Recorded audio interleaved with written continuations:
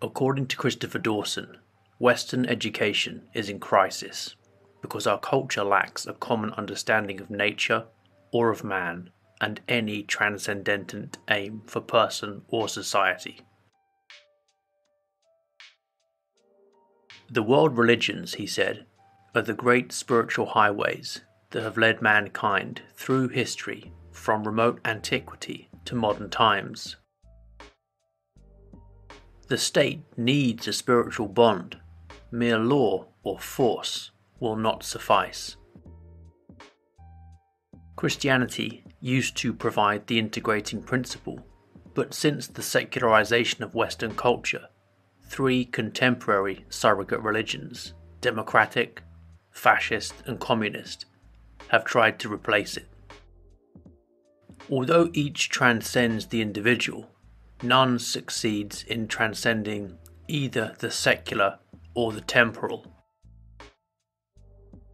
The secularization dates not from the Renaissance or Reformation, during which Christian humanism saved Western culture from disintegration under the forces of religious conflict, but from the 18th century Enlightenment.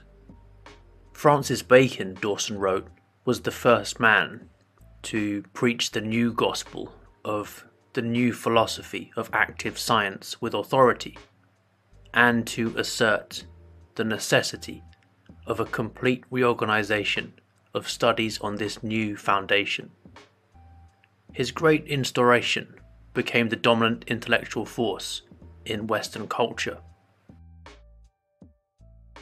Particularly in America, Dawson noted, this faith in science supplanted theological orthodoxy and merged unconsciously with faith in democracy, culminating in John Dewey's secular idealism.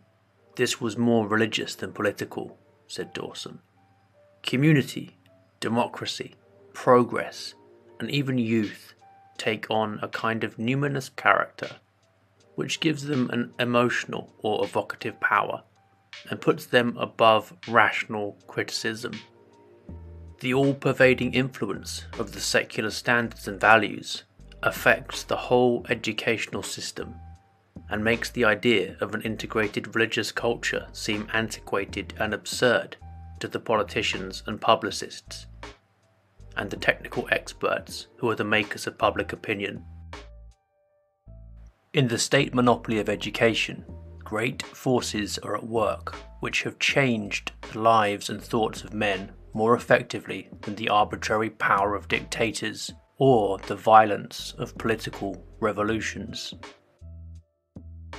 Dawson warned that once the state has accepted full responsibility for the education of the whole youth of the nation, it is obliged to extend its control further and further into new fields, to the physical welfare of its pupils, to their feeding and medical care, to their amusements, and the use of their spare time,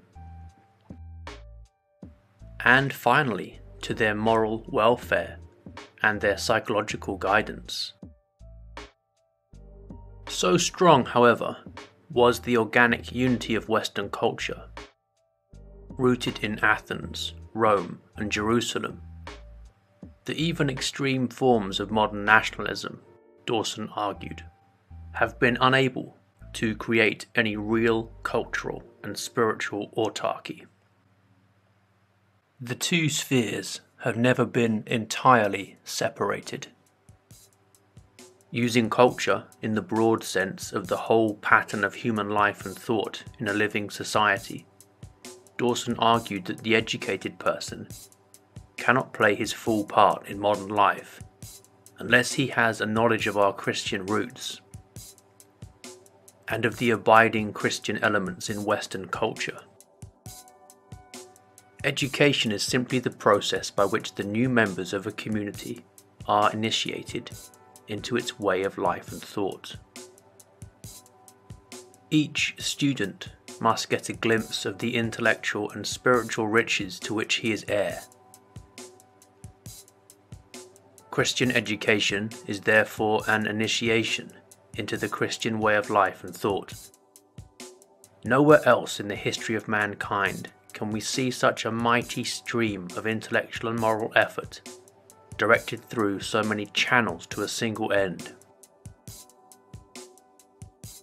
And no one has any right to talk of the history of Western civilization unless he has done his best to understand its aims and its methods. The spiritual vacuum in Western culture, he warned, is a danger to its existence.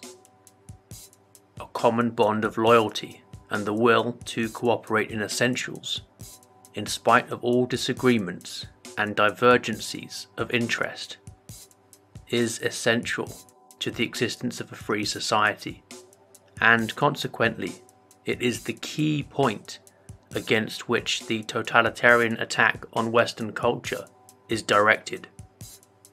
The tactics of totalitarianism, he said, are to weld every difference of opinion and tradition and every conflict of economic interests into an absolute ideological opposition which disintegrates society into hostile factions bent on destroying one another, creating an inferno of hatred and suspicions.